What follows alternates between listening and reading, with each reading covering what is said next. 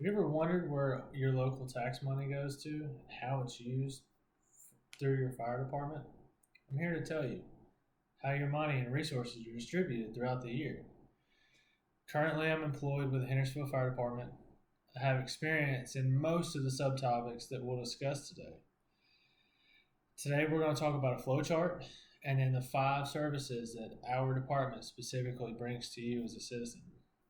We're going to talk about fire suppression, public education, rescue disciplines, codes in fire marshal's office, and EMS, emergency medical services. So let's get started. Here's where you find the flow chart. It's going to start with your taxpayer.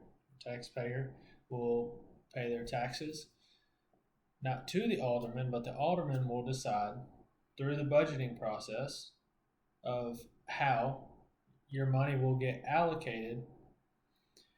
Then we will practice and then implement those said services back to the taxpayer. So this is what you're going to get. Fire suppression, this is a fairly simple concept. We put the fire out. Number two, public education.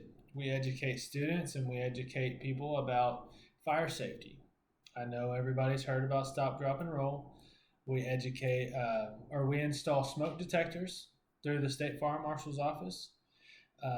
And we also educate about fire safety initiatives like close before you doze. This is something that you're supposed to close your door before you go to sleep at night. They have a bunch of programs like this. Thirdly, you're looking at rescue disciplines. Number one is extrication. This is for single or multiple vehicle accidents. People are trapped inside of their vehicle without the ability to get out by themselves. If you've ever seen the Jaws of Life or heard of the Jaws of Life, we use those to spread metal to create openings to get people out of vehicles.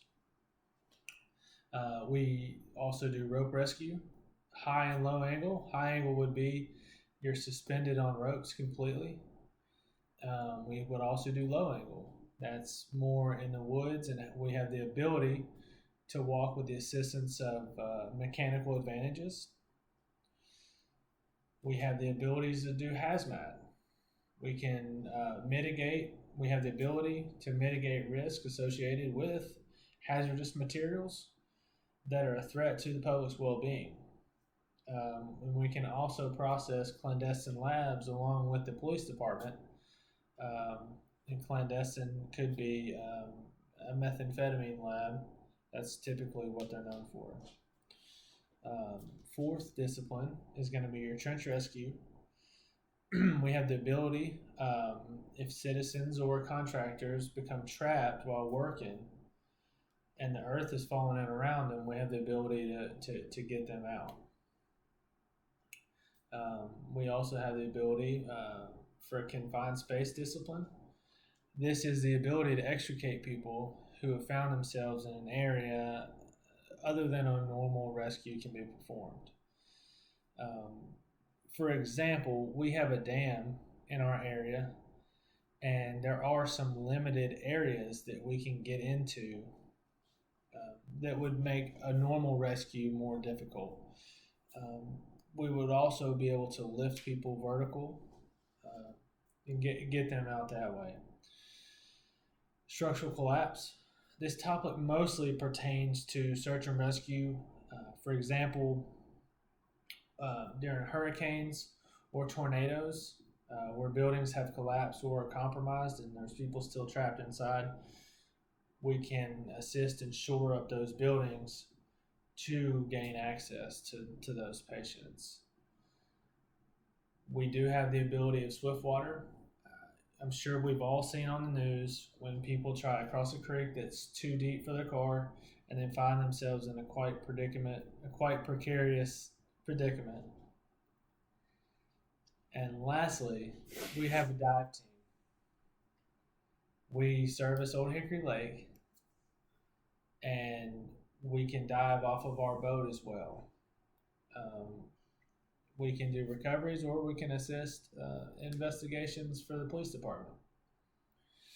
Our fourth topic that we're going to talk about is our codes and fire marshal's office.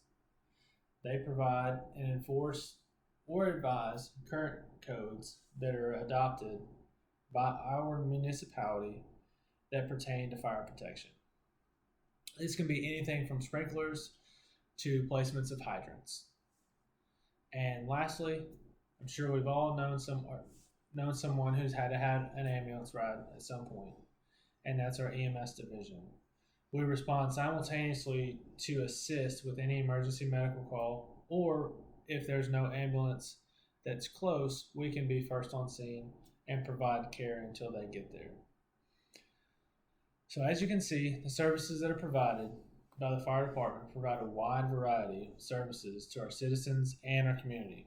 After having explained the services provided, can you see how the circle is completed back to the citizens of our community? Our taxpayer, alderman, budgeting, allocation, practice, and then implementation back to the taxpayer. Thank you.